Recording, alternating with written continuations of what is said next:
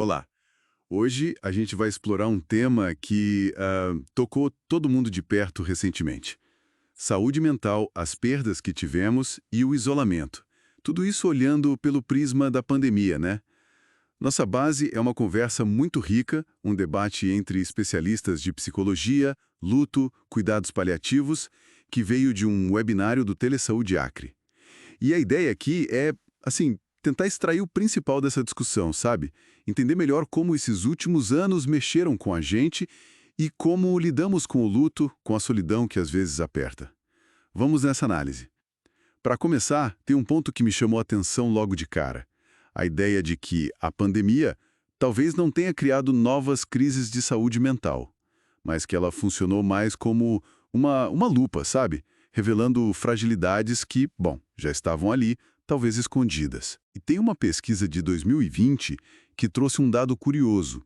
Para pacientes e cuidadores, lá no comecinho, o impacto emocional parecia pesar mais do que o medo da doença física em si. O que será que isso quer dizer? Nossa, é um ponto de partida excelente. E isso se conecta com outro achado dessa mesma pesquisa que eu achei impressionante. Quase 70% das pessoas buscaram apoio na espiritualidade. É um número muito alto, né? Sim, superou outras formas de suporte que talvez a gente imaginasse mais comuns. Isso sugere que, quando a gente enfrenta algo muito grande, assim, uma tragédia coletiva, uma perda pessoal muito forte, a gente busca recursos que vão além do nosso eu individual, sabe? É quase uma busca por sentido, por força, para dar conta de algo que parece maior que nós. Entendi. E essa busca por apoio, por força, ela se liga diretamente ao luto, imagino, né? Os especialistas lá no webinário definiram o luto não apenas como tristeza, mas como uma reação normal, esperada, quando um vínculo importante se rompe. Falaram em readaptação psicossocial, ou seja, aquele esforço, muitas vezes doído, de ter que reaprender a viver sem a pessoa, ou sem o emprego ou a rotina que se foi.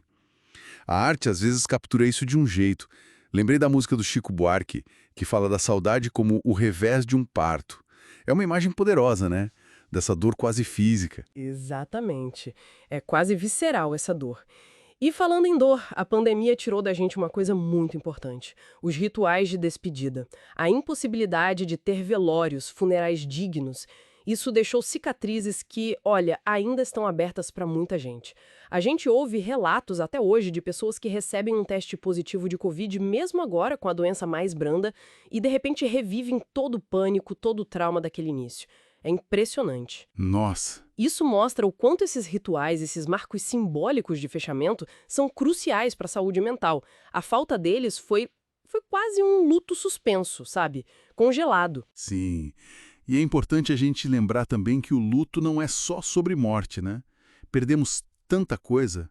A rotina, a liberdade de ir e vir, o contato social mais solto, ir ao cinema, dançar, encontrar os amigos, namorar no parque.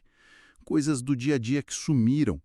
Um dos textos que a gente viu descreve o isolamento daquele tempo como algo que deu um contorno cinza-chumbo à solidão. Forte isso.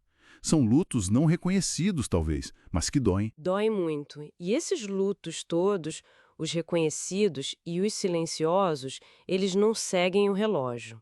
Existe o tempo Cronos, ou do calendário, mas tem o Kairos, que é o tempo da alma, o tempo sentido.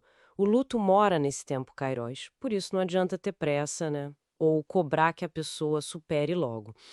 Tinha um relato muito bonito no material de um paciente que, 20 anos depois de perder o pai, estava vendo futebol e sentiu como se um ventinho passasse do lado. Era a memória afetiva do pai ali presente. Isso pede delicadeza, paciência com o próprio processo, muita generosidade. Muita. Mas, mesmo no meio dessa dor toda, a conversa também apontou para a possibilidade de transformação. Lembrei de uma frase do Rubem Alves sobre as flores do outono, que florescem a despeito de tudo. Isso tem a ver com o crescimento pós-traumático, né? Aquela capacidade que a gente tem de, mesmo depois do caos, achar um novo sentido, uma força diferente. Sim, exatamente isso. E é nesse terreno difícil que a esperança pode começar a brotar. Mas não é um otimismo bobo, superficial. É aquela força interna que, como dizia um dos textos, funciona como um cobertor no frio. Te sustenta. É conseguir achar umas brechas de luz, sabe? Um gesto de carinho, a lembrança de um vínculo que continua forte mesmo na ausência.